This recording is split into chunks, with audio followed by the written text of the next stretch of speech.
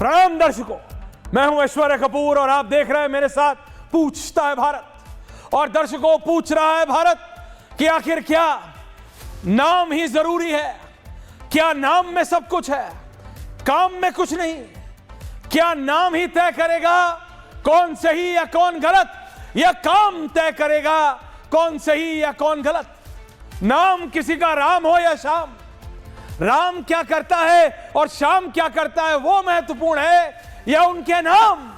पूछता हूं मैं और पूछता है भारत। आज देश की राजनीति में विपक्ष ये आरोप लगा रहा है और टंकी पे खड़े होकर,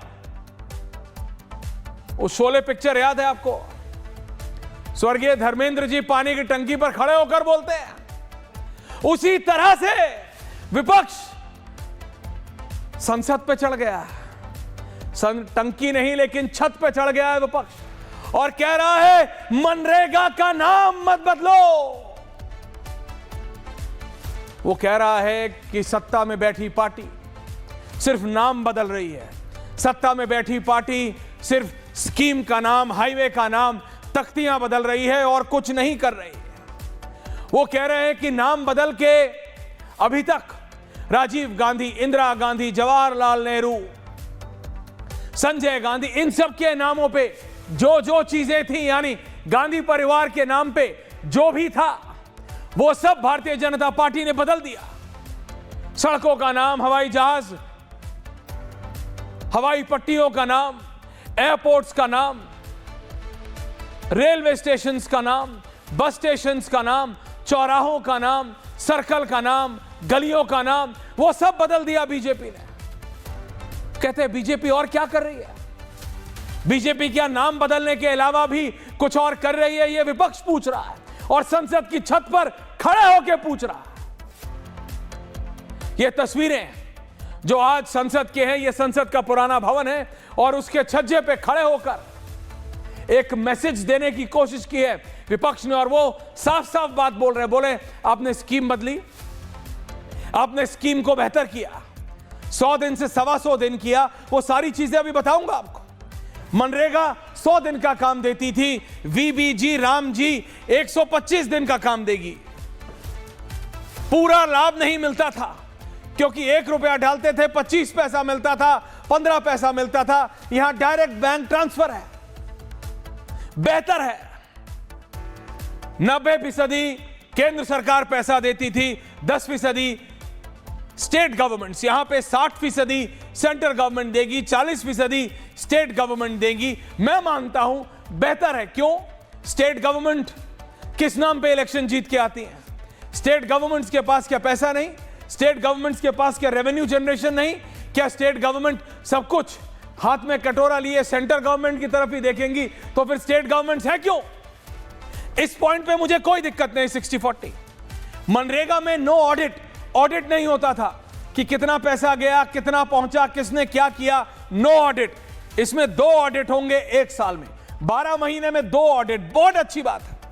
यानी नई स्कीम जो वीबीजी राम जी है, 125 दिन का work, direct account transfer, 60% centre, 40% state, और 1 साल में 2 ऑडिट, यानी हर 6 महीने में 1 ऑडिट। ये सारी चीजें बहुत अच्छी हैं, ये सारी चीजें बेहतर हैं। मनरेगा से 1 नहीं 10 गुना बेहतर है स्कीम। और आधा विपक्ष कांग्रेस पार्टी को छोड़ के यह कह रहा है कि हम इसका विरोध भी नहीं करते अगर इसमें महात्मा गांधी का नाम नहीं हटाया होता। ऐसा नहीं है कि कांग्रेस पार्टी ने स्कीम्स के नाम नहीं बदले। छत्तीसगढ़ में, मध्य प्रदेश में जब कमलनाथ की सरकार आई, जब भूपेश बघेल की सरकारें आई, दीनदयाल उपाध्याय से बदल के क्या क्या नहीं किया गया? किया गया। लेकिन अभी तक एक अनसेड रूल था, अनसेड नियम जिसे कहते हैं, अलिखित रूल था, नियम था। इंदिरा गांधी बदलो, दीनदयाल उपाध्याय बदलो, राजीव गांधी बदलो, वाजपेयी जी बदलो, पीवी नरसिम्हा राव बदलो, या इंदिरा गांधी का नाम। लेकिन महात्मा गांधी के नाम पे जो स्कीम है उसको कोई छूता नहीं था। पॉलिटिकली नो गो जोन था। पॉलिटिकली, राजनीतिक तौर पे काटा था, जाना नहीं, छूना नहीं। क्यों? क्योंकि बापू के नाम पे है, और बापू वो हैं जो इधर भी हैं उधर भी हैं। बापू सर्वव्यापी हैं। बापू और अंबेडकर साहब, साफ साफ बात हो जाए जरा, बापू और अंबेडकर साहब पॉलिटिकल नो गो जोन्स हैं। कोई पार्टी का कोई नेता उनके बारे में ना बोलना। देखिए, हर एक आदमी का एक व्यू पॉइंट होता है, और जब उसका व्यू पॉइंट होता है तो उसको कई लोग उसको पसंद करते हैं, कई लोग नापसंद करते हैं। लेकिन ये दो व्यक्ति हैं, मैं जिनको पर्सनली मानता हूं कि इनका विरोध है ही नहीं, एक महात्मा गांधी और एक अंबेडकर जी।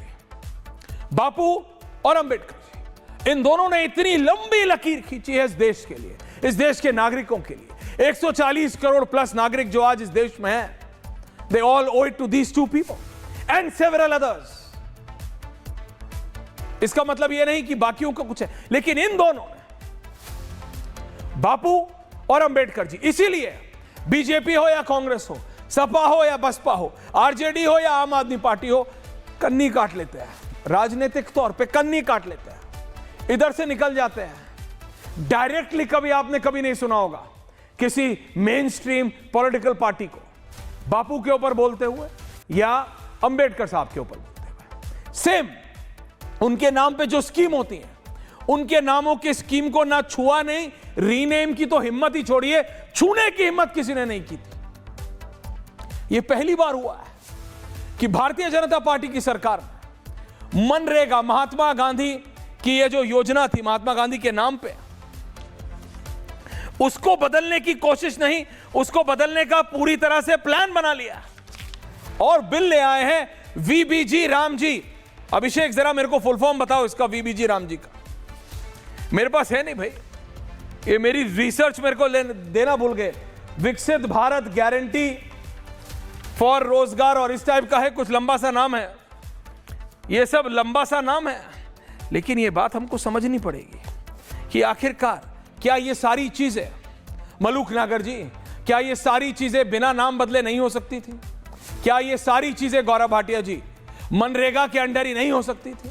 क्या 100 का 125 दिन मनरेगा में नहीं किया जा सकता था? क्या direct account transfer Gaurav Bhatia जी मनरेगा के अंतर्गत नहीं किया जा सकता था?